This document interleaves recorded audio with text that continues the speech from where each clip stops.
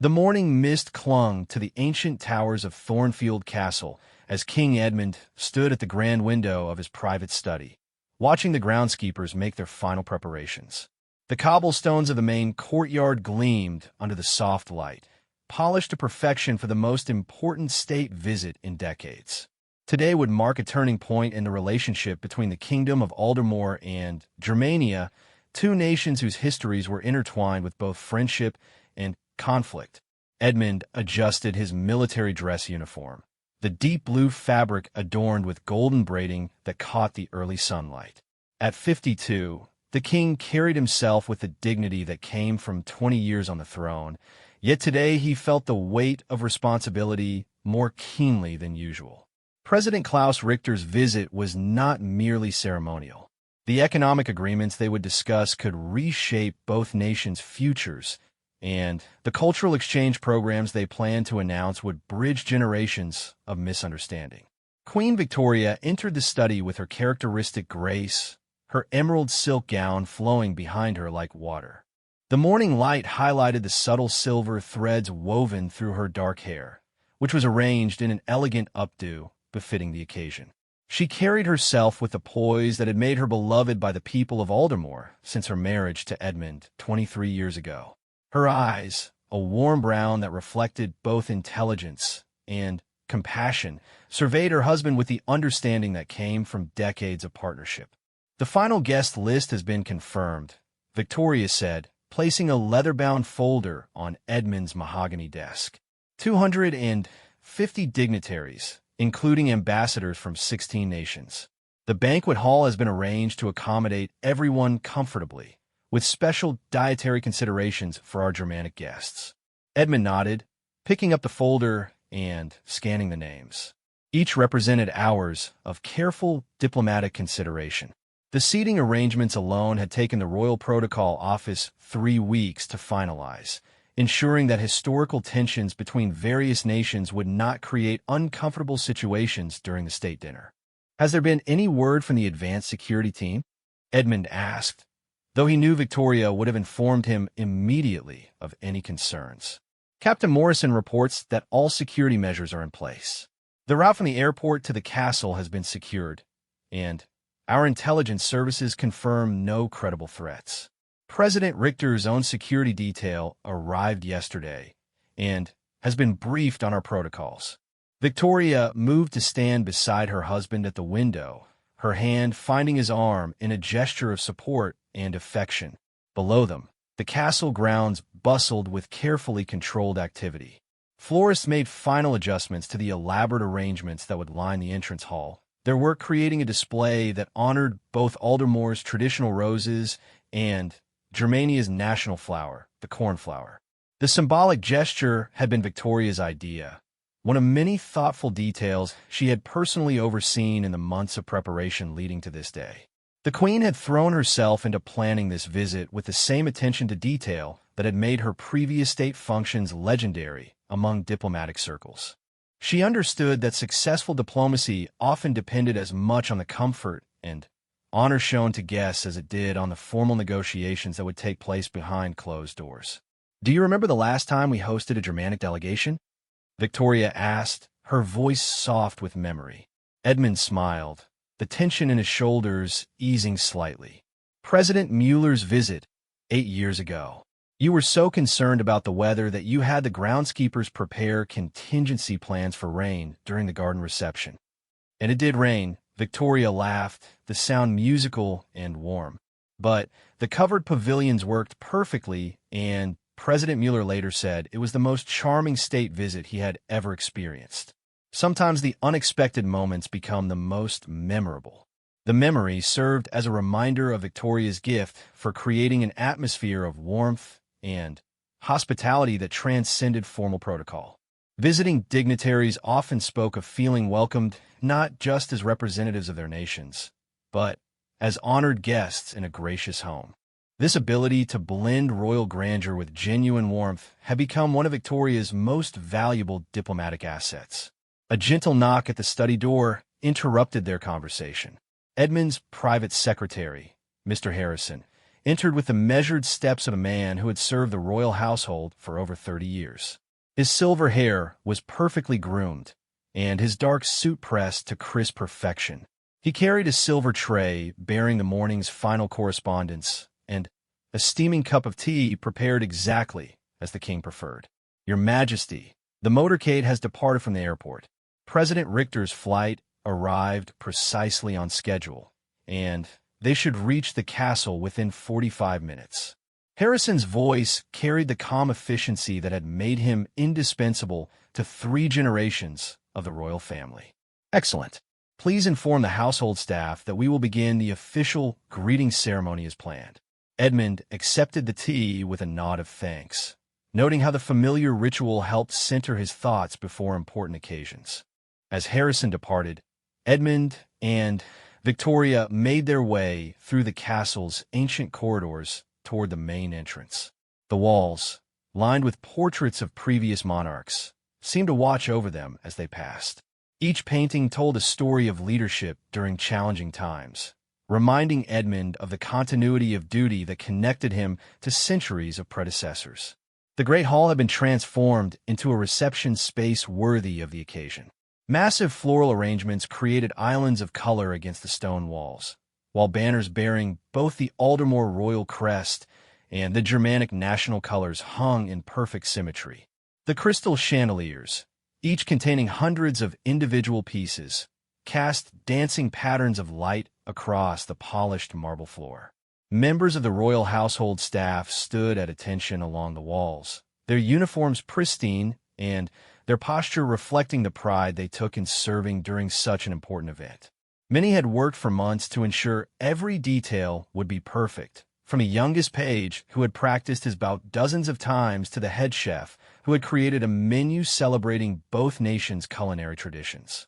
Victoria paused to speak with Mrs. Pemberton, the head housekeeper, whose 30 years of service had made her an expert in managing the complex logistics of royal entertaining.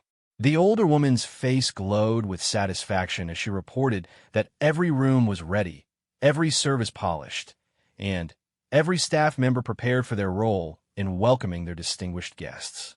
"The blue drawing room has been prepared for President Richter's private moments of rest, as requested," Mrs. Pemberton said, her voice filled with pride. "The library has been arranged with materials about Aldermore's history, and the music room contains recordings of our national composers, should the president express interest." These thoughtful touches reflected Victoria's belief that true hospitality meant anticipating guests' needs before they were expressed. She had spent hours considering what might make President Richter's visit both productive and personally meaningful, consulting with experts on Germanic culture and history to ensure every gesture would be appropriate and appreciated.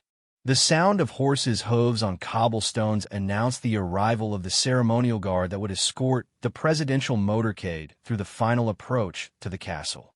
Edmund and Victoria made their way to the grand entrance, where they would stand to receive their guests in a tableau that photographers and historians would remember for generations. Edmund felt the familiar surge of pride that came from representing not just himself, but the entire kingdom of Aldermore.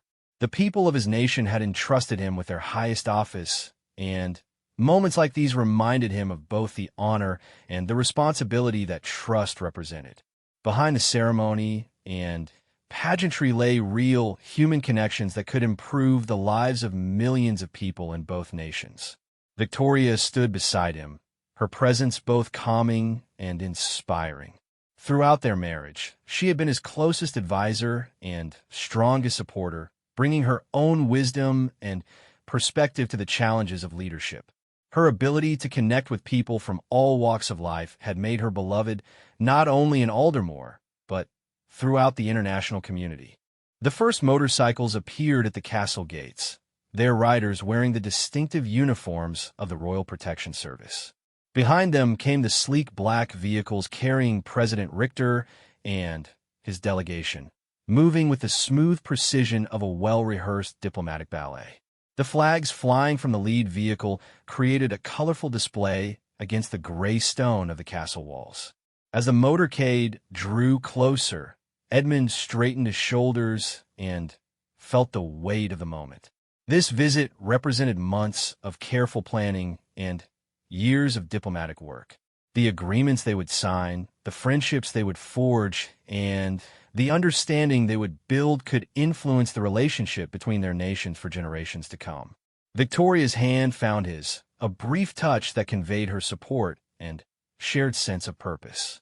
Together, they had weathered many challenges and celebrated many triumphs.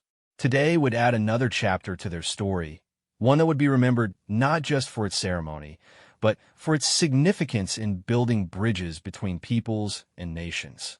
The vehicles came to a stop in the courtyard, their engines falling silent in a moment of expectant quiet. Palace guards moved into position with military precision, while photographers positioned themselves to capture the historic moment. The great doors of the lead vehicle opened, and President Klaus Richter stepped onto the cobblestones of Thornfield Castle, beginning a visit that would be remembered as a turning point in international relations. President Klaus Richter emerged from the official vehicle with the confident bearing of a leader who had navigated the complex waters of international diplomacy for over a decade. At 55, he possessed the kind of presence that commanded attention without demanding it. His tall frame impeccably dressed in a charcoal gray suit that spoke of both Germanic precision and personal style. His silver hair, carefully styled but not overly formal, caught the morning light as he paused to take in the magnificent sight of Thornfield Castle rising before him.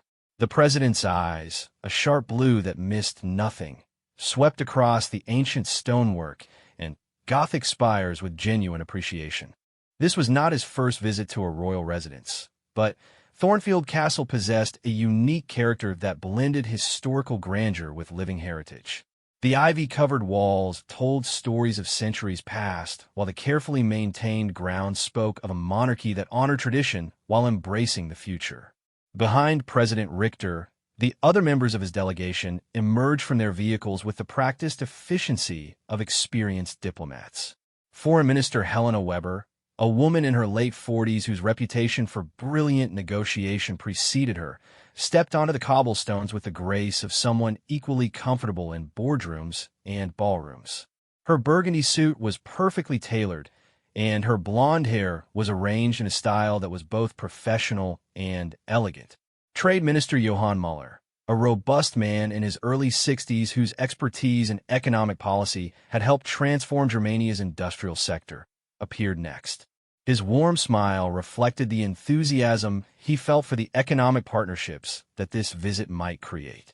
He had spent months preparing detailed proposals that could benefit both nations while respecting their individual strengths and needs. Cultural attaché Dr. Maria Hoffman, whose scholarly work on international relations had earned her recognition throughout Europe, completed the core delegation. Her presence signaled Germany's commitment to building connections that went beyond mere political and economic cooperation.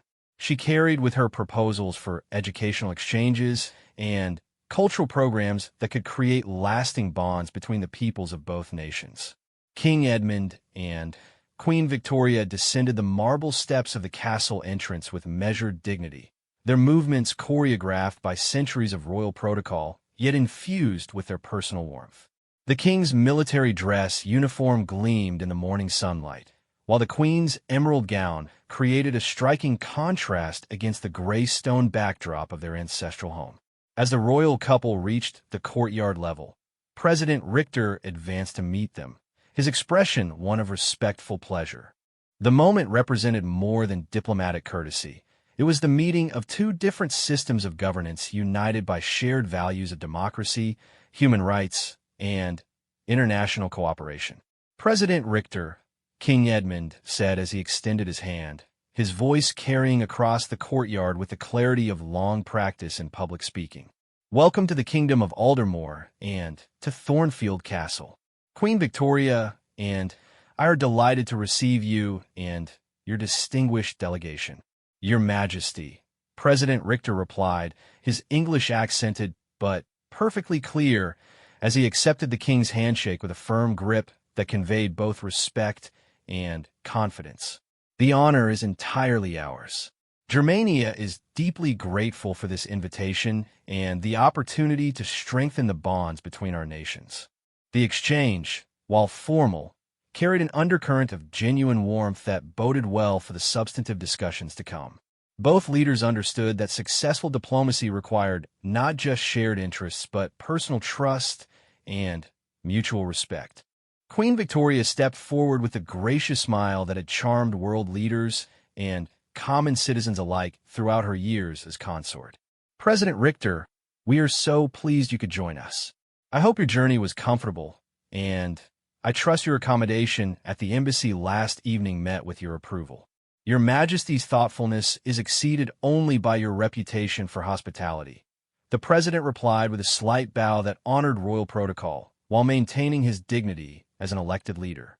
The arrangements have been flawless, and I look forward to experiencing the legendary warmth of Aldermore hospitality during our stay. The formal introductions continued as each member of the Germanic delegation was presented to the royal couple. Foreign Minister Weber's handshake with Queen Victoria carried the particular significance of two women who had broken barriers in traditionally male-dominated fields. Both understood the importance of their example for younger women who might follow in their footsteps.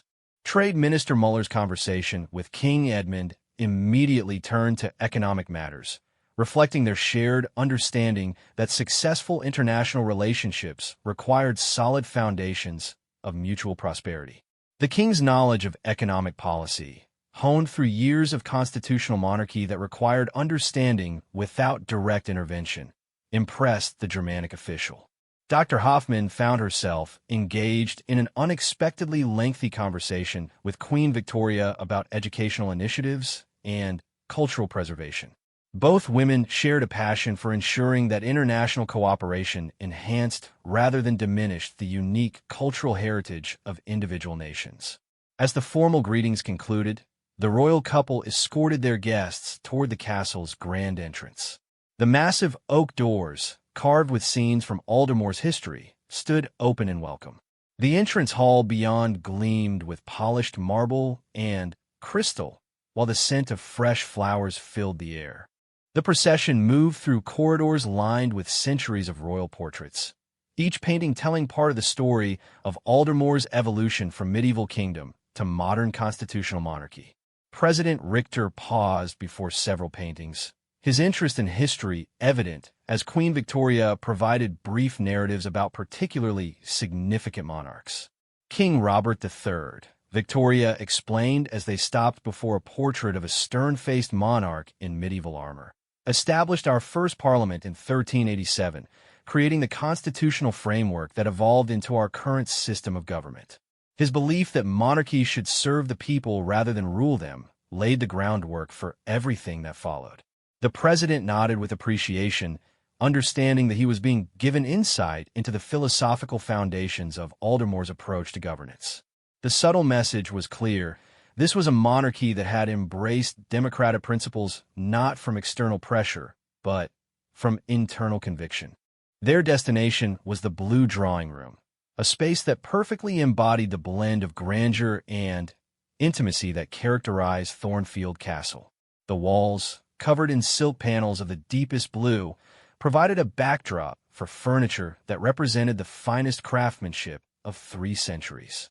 Original paintings by master artists hung in gilt frames, while fresh flowers in crystal vases added life and color to the formal arrangements. A service of tea and light refreshments awaited them, prepared according to both Aldermore tradition and Germanic preferences. The delicate china bore the royal coat of arms, while the selection of pastries and small sandwiches reflected culinary influences for both nations. Queen Victoria had personally overseen these details, understanding that shared meals created opportunities for the kind of informal conversation that often proved more valuable than formal negotiations. As they settled into comfortable chairs arranged to facilitate easy conversation, the atmosphere began to relax from formal ceremony into something approaching genuine social interaction. This transformation was exactly what Queen Victoria had hoped to achieve, creating an environment where serious discussions could take place without the stiffness that often hampered diplomatic progress. "I must confess," President Richter said as he accepted a cup of tea prepared exactly as he preferred, "that I have been looking forward to this visit for months.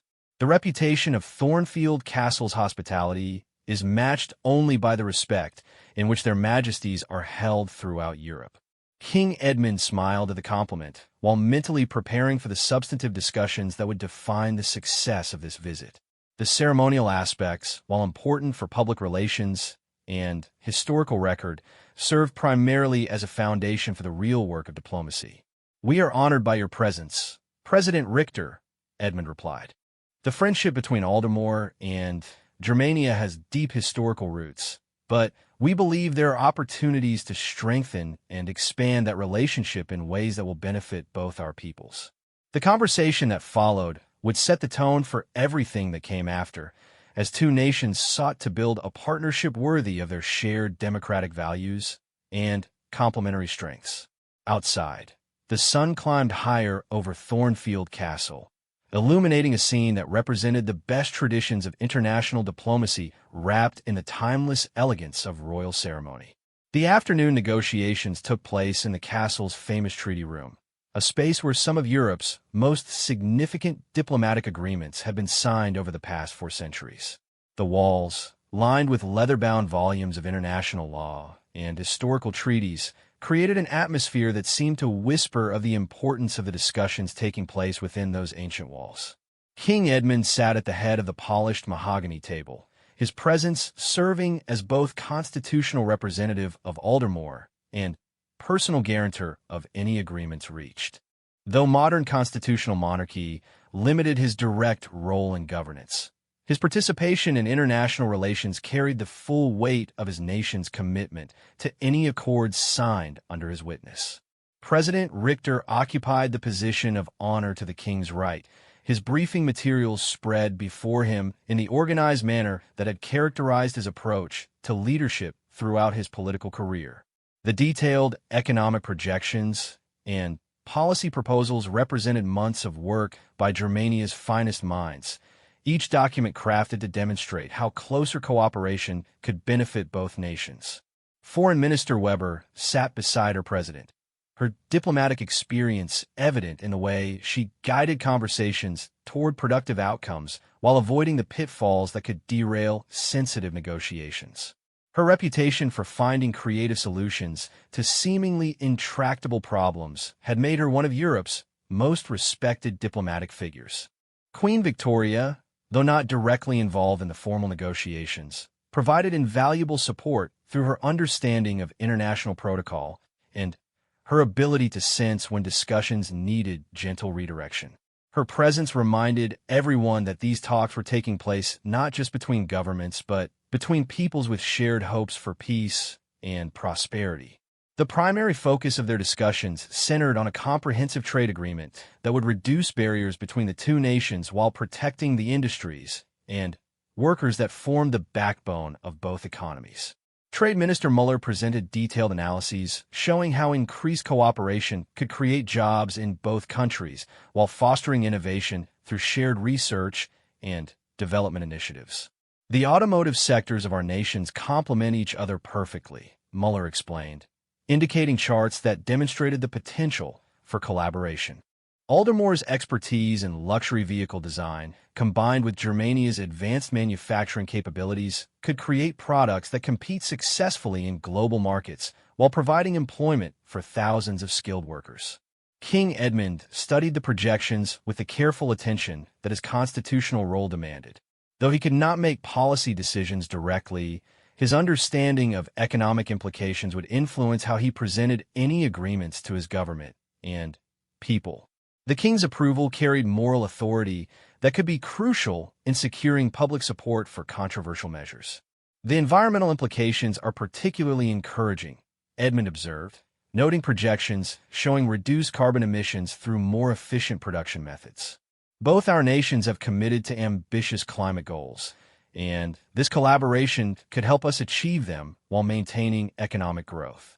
The conversation turned to educational exchanges, an area where Queen Victoria's input proved invaluable.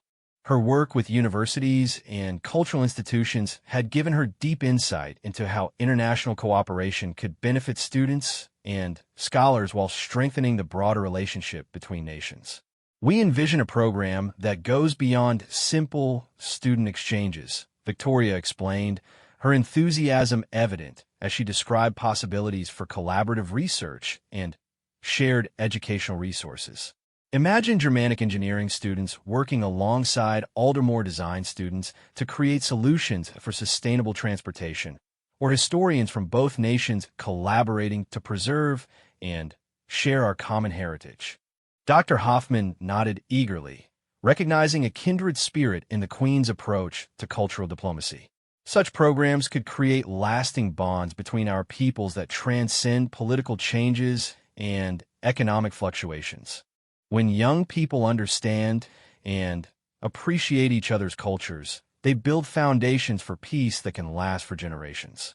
The discussions progressed through various topics, from agricultural cooperation to joint research initiatives, each area representing opportunities for collaboration that could strengthen both nations. The atmosphere remained cordial but serious, with all participants understanding that they were crafting agreements that would influence their country's futures for years to come. As the afternoon wore on, a breakthrough came in the area of renewable energy cooperation. Germania's advanced solar technology combined with Aldermore's expertise in wind power could create a partnership that would make both nations leaders in clean energy production while reducing their dependence on fossil fuel imports. This collaboration could serve as a model for other European nations, President Richter suggested, his excitement barely contained as he envisioned the possibilities. If we can demonstrate that international cooperation makes environmental protection economically advantageous, we might inspire a continent-wide movement towards sustainable development. The idea energized everyone present, transforming what had begun as bilateral negotiations into something with much broader implications. King Edmund could see how such an initiative would appeal to his environmentally conscious subjects, while President Richter recognized the political benefits of leading a movement toward clean energy independence. The formal sessions were interspersed with breaks that allowed for more informal conversations. During these moments, personal relationships began to develop that would prove crucial for implementing whatever agreements emerged from the formal negotiations. Queen Victoria's gift for creating comfortable social situations helped facilitate these connections. In one such break, Foreign Minister Weber found herself in deep conversation with the king about the challenges of maintaining democratic values in an increasingly complex global environment. Both had witnessed how international pressures could strain democratic institutions, and both were committed to finding ways to strengthen democratic governance while meeting the challenges of the modern world. Democracy requires constant vigilance, Weber observed, but it also requires practical success. If democratic governments cannot deliver prosperity and security for their people, they become vulnerable to authoritarian alternatives. Edmund nodded gravely, recognizing the truth in her words. That is why partnerships like ours are so important. Democratic nations must support each other and demonstrate that our values are compatible with prosperity and progress. Meanwhile, President Richter engaged Queen Victoria in a fascinating discussion about the role of traditional institutions in modern society. Both understood that monarchies and republics could learn from each other's approaches to maintaining stability while adapting to changing circumstances. Constitutional monarchy offers something unique, Richter mused. The continuity of tradition combined with the flexibility of democratic governance. It provides stability without stagnation, ceremony without autocracy. Victoria appreciated the thoughtful analysis, recognizing that the Germanic president understood the delicate balance that made constitutional monarchy work in the modern world. We see ourselves as servants of our people's democratic choices, she replied. The crown provides continuity and ceremony, but the people's elected representatives hold the real power. As evening approached, the formal negotiations concluded with a framework for multiple agreements taking shape. The details would require months of additional work by teams of experts, but The foundation had been laid for cooperation that could transform the relationship between the two nations. The transition from negotiations to the evening's ceremonial events required careful timing and flawless execution.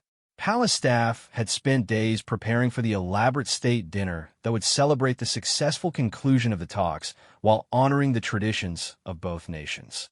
The banquet hall had been transformed into a showcase of international hospitality, with table settings that incorporated elements from both Germanic and Aldemore traditions. The menu, prepared by the castle's renowned chefs working in collaboration with Germanic culinary experts, would feature dishes that celebrated both nations' heritage while demonstrating their potential for creative collaboration. As the negotiators prepared to join their fellow delegates for the evening's festivities, there was a sense of satisfaction that came from productive work well done. The agreements they had crafted would require ratification by parliaments and implementation by civil servants, but the foundation for a stronger partnership had been successfully established. The ceremonial aspects of the state visit would continue, but the real work of diplomacy had been completed with results that exceeded everyone's most optimistic expectations. What had begun as a routine state visit had evolved into something much more significant: the birth of a partnership that could influence European cooperation for generations to come.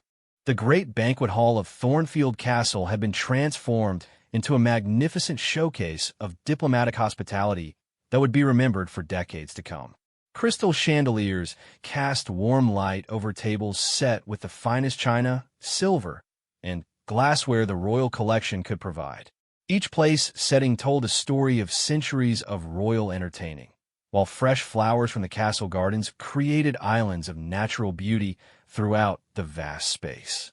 250 guests representing 16 nations filled the hall with a murmur of conversation in multiple languages, their formal attire creating a kaleidoscope of diplomatic fashion against the ancient stone walls.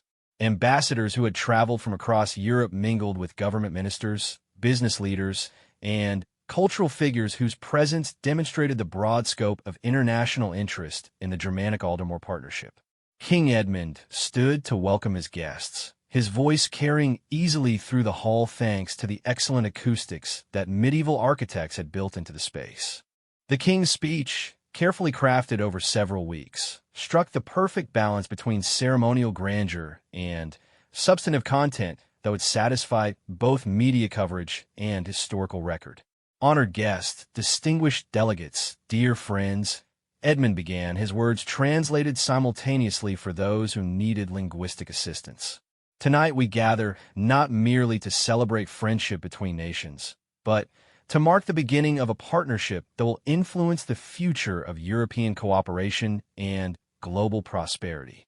The king's words carried special weight because everyone present understood that constitutional monarchs spoke not from personal opinion, but from careful consideration of their nation's interests and values.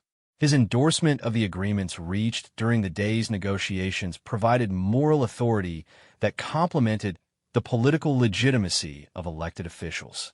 President Richter's responding speech demonstrated the diplomatic skill that had made him one of Europe's most effective leaders. His words acknowledged the historical significance of the occasion, while looking forward to the practical benefits that increased cooperation would bring to the citizens of both nations. The partnership we forge today honors the best traditions of both our nations while embracing innovations that will benefit future generations, Richter declared, his voice reflecting the enthusiasm he felt for the agreements they had crafted. Germania and Aldemore will demonstrate that international cooperation strengthens rather than weakens national identity and democratic governance. Between the formal speeches, conversations flourished at tables carefully arranged to facilitate meaningful exchanges. Queen Victoria moved gracefully among the guests, her gift for languages allowing her to converse comfortably with representatives from across Europe. Her genuine interest in learning about different cultures and perspectives had made her a beloved figure in international diplomatic circles. At one table, she engaged Ambassador Petrova from the Eastern European Republic in a detailed discussion about educational opportunities for underprivileged youth. The Queen's passion for educational equality transcended national boundaries, and she found common ground with diplomats who shared her commitment to expanding opportunities for young people regardless of their economic circumstances. Education remains the most powerful tool for breaking cycles of poverty and creating opportunities for human flourishing, Victoria observed, her words reflecting years of personal involvement in educational initiatives. When nations cooperate to share educational resources and expertise, we multiply the benefits for everyone involved. Ambassador Petrova nodded enthusiastically, recognizing an opportunity to involve her own nation in the educational exchanges being discussed between Germania and Aldermore. Perhaps this partnership could serve as a model for broader European educational cooperation. Imagine the possibilities if all our nations shared resources and expertise to benefit young people throughout the continent. Meanwhile, King Edmund found himself in conversation with several business leaders who had been invited to witness the signing of commercial agreements that would affect their industries. Their practical questions about implementation timelines and regulatory harmonization demonstrated the real-world impact of the diplomatic agreements being celebrated. The automotive collaboration alone could create 15,000 new jobs across both nations within 3 years, explained industrialist Margaret Shun, whose manufacturing expertise had informed much of the economic planning. But success will depend on workers having the skills needed for advanced manufacturing processes. This observation led to an impromptu discussion about workforce development programs that could be included in the educational exchanges being planned. The interconnected nature of modern economies meant that diplomatic agreements required consideration of everything from university research partnerships to vocational training programs. Foreign Minister Weber engaged several of her diplomatic colleagues in a fascinating discussion about the broader implications of the Germanic-Aldermore Partnership for European Union policy. Her analytical mind quickly identified ways that bilateral cooperation could strengthen multilateral initiatives while respecting the sovereignty of individual nations. Strong bilateral relationships actually strengthen multilateral institutions, Weber argued, countering concerns that such partnerships might weaken broader European cooperation. When nations demonstrate that they can work together effectively, it builds confidence in more ambitious collaborative projects. The evening's entertainment reflected the cultural richness of both nations while demonstrating their potential for artistic collaboration. The Royal Aldermore Symphony Orchestra, conducted by Germania's acclaimed maestro Friedrich Wagner, performed pieces that showcased musical traditions from both countries. The collaboration between musicians who had never played together before created moments of genuine beauty that moved many guests to tears. A particularly powerful moment came when soprano Elena Rossini, visiting from Germania, joined Aldermore's renowned tenor James Mitchell in a duet that had been specifically composed for the occasion. The piece, written by composers from both nations working together, told the story of friendship overcoming historical divisions through shared hopes and common dreams. As the musical performances continued, conversations at the dinner tables grew more animated and personal. Diplomats who had begun the evening with formal courtesy found themselves engaged in genuine exchanges of ideas and experiences. These personal connections would prove invaluable when implementation challenges arose during the months ahead. Dr. Hoffman discovered a kindred spirit in Aldermore's education minister, Dr. Patricia Hamilton, whose innovative approaches to curriculum development had attracted international attention. Their discussion about incorporating global perspectives into national education systems generated ideas that both planned to pursue in their respective countries.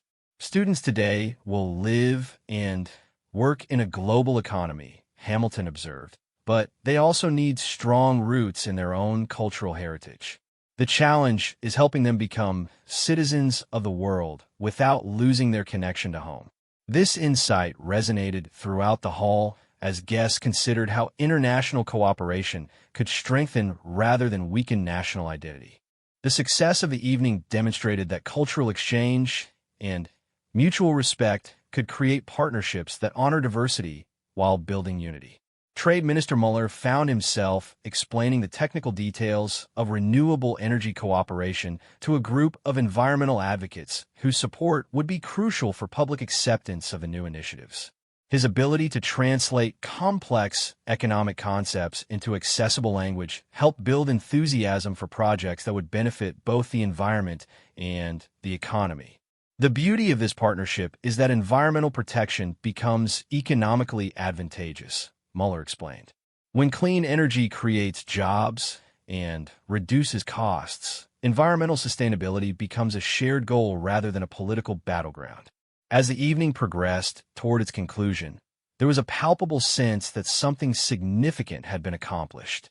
The formal agreements were important, but the personal relationships and mutual understanding developed during the visit would prove equally valuable in the years ahead.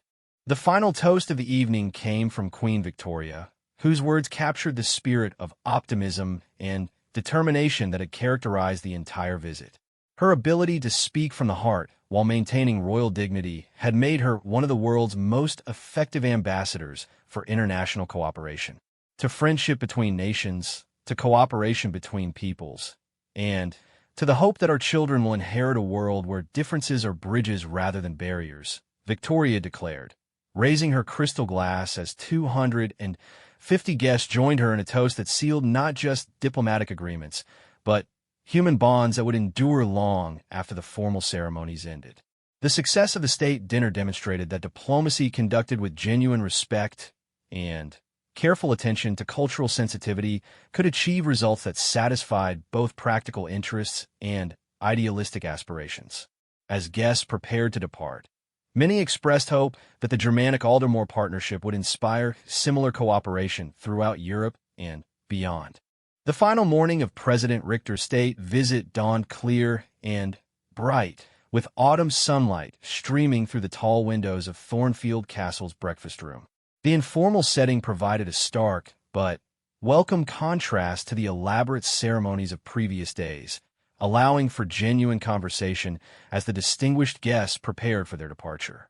King Edmund and Queen Victoria had specifically requested this private breakfast with President Richter and his core delegation, understanding that some of the most important diplomatic work happened away from formal protocols and media attention.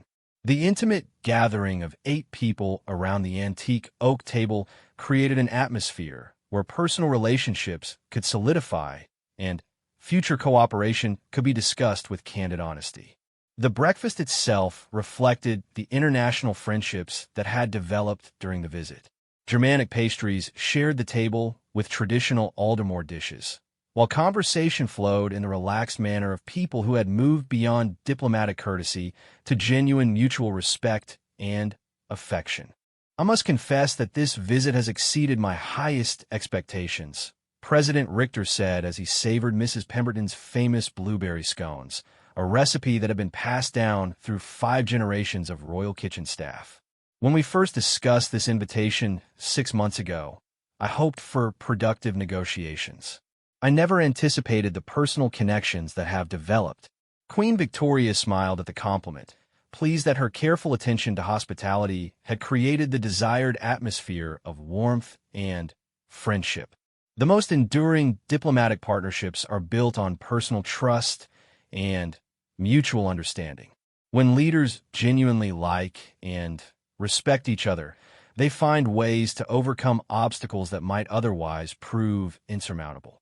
The conversation turned to implementation of the various agreements that had been reached during the formal negotiations. While the documents would require months of legal refinement and parliamentary approval, the framework for cooperation had been established with remarkable clarity and mutual satisfaction. Foreign Minister Weber outlined the timeline for ratification processes in both countries, her diplomatic experience evident in her realistic assessment of political challenges that lay ahead. The environmental cooperation initiatives should pass both parliaments easily, she predicted. Public opinion strongly supports clean energy development, especially when it creates employment opportunities. King Edmund nodded thoughtfully, his constitutional position requiring him to understand political realities without directly participating in partisan debates. The key will be demonstrating early successes that build momentum for more ambitious projects. When people see tangible benefits from international cooperation, they become advocates rather than skeptics.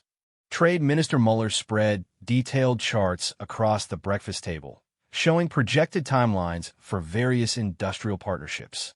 His enthusiasm for economic cooperation was infectious, and even skeptics found themselves caught up in his vision of prosperity through partnership. The automotive collaboration could begin producing vehicles within 18 months, Mueller explained, indicating production schedules that had been carefully coordinated with manufacturers in both countries. The first models will showcase technologies that neither nation could develop independently, demonstrating the practical benefits of pooling our expertise and resources. Dr. Hoffman contributed updates on educational exchange programs that had been refined through conversations with Aldermore academics during the visit.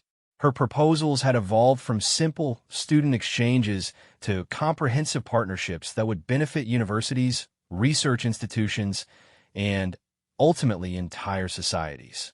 We're planning to begin with graduate-level programs in engineering and environmental science, she explained, but the ultimate goal is creating pathways for students at every level to experience both educational systems.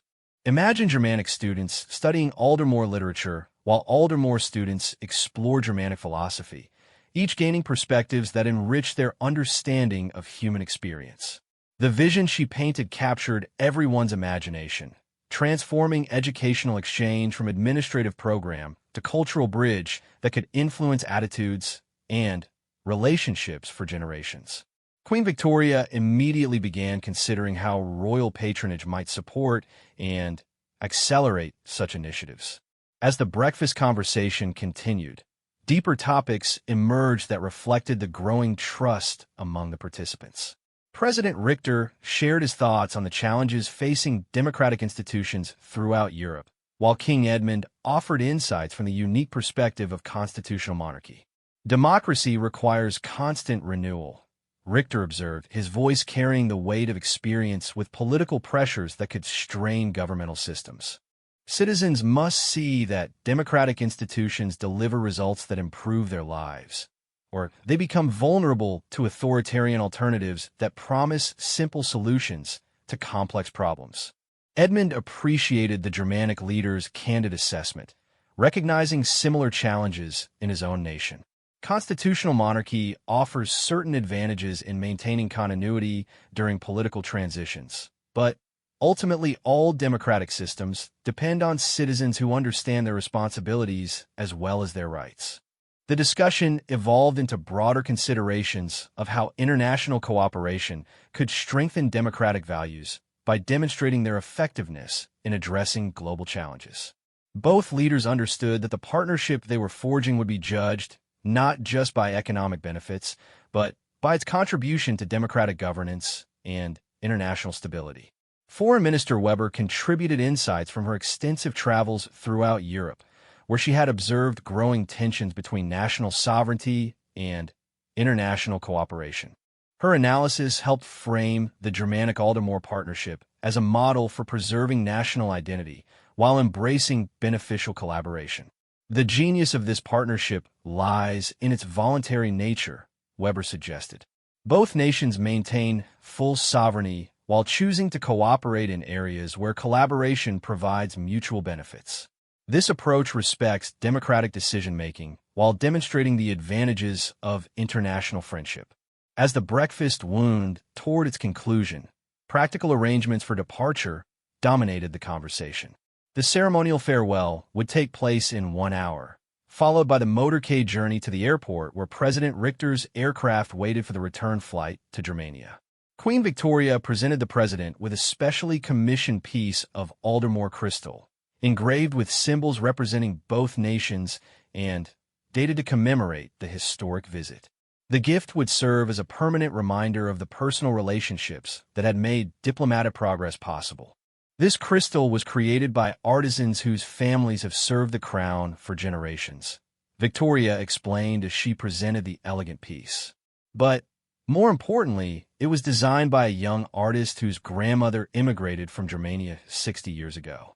It represents the human connections that make our nations stronger when they work together. President Richter was visibly moved by both the gift and the story behind it, understanding that Victoria had chosen something that honored both tradition and the multicultural heritage that enriched modern societies. His response reflected the genuine affection that had developed during the visit. Your Majesty, this gift will hold a place of honor in the presidential residence, but more importantly, it will remind me daily of the friendship and partnership we have forged during these remarkable days. When future challenges arise, as they inevitably will, I will look at this crystal and remember that solutions become possible when good people work together with mutual respect and shared purpose. The formal farewells took place in the same courtyard where President Richter had arrived 3 days earlier, but the atmosphere had transformed completely. What had begun as ceremonial courtesy between strangers had evolved into genuine warmth between friends who expected to work together for years to come. King Edmund and President Richter exchanged final handshakes that conveyed mutual respect and commitment to the partnerships they had created. Their public statements to the assembled media emphasized both the specific agreements reached and the broader principles of international cooperation that the visit had demonstrated. This visit proves that nations with different governmental systems can work together effectively when they share democratic values and mutual respect, Edmund declared, his words intended for audiences in both countries and throughout Europe. The partnerships we have forged will benefit our peoples while demonstrating that international cooperation strengthens rather than weakens national sovereignty. President Richter's farewell statement struck a similar theme while adding his personal appreciation for the hospitality that had made serious diplomatic work both productive and enjoyable. We came to Thornfield Castle as allies and leave as friends. The agreements we have signed will improve the lives of millions of people, but the relationships we have built will ensure that future challenges become opportunities for even greater cooperation. As the presidential motorcade departed through the castle gates, King Edmund and Queen Victoria stood watching until the vehicles disappeared from view. The success of the visit would be measured ultimately by the implementation of agreements and the realization of shared goals, but they knew that something special had been accomplished during those 3 days. The partnership between Germania and Aldermore would serve as proof that different nations could work together while maintaining their distinct identities and democratic values. More importantly, it would demonstrate that international cooperation undertaken with genuine respect and careful attention to mutual benefit could create results that exceeded the sum of individual national capabilities. In the months and years that followed, historians would mark President Richter's state visit as a turning point in European cooperation, but those who had participated would remember it as something more personal. The moment when diplomatic possibility became human friendship, creating foundations for partnership that would endure long after the formal ceremonies became historical memory.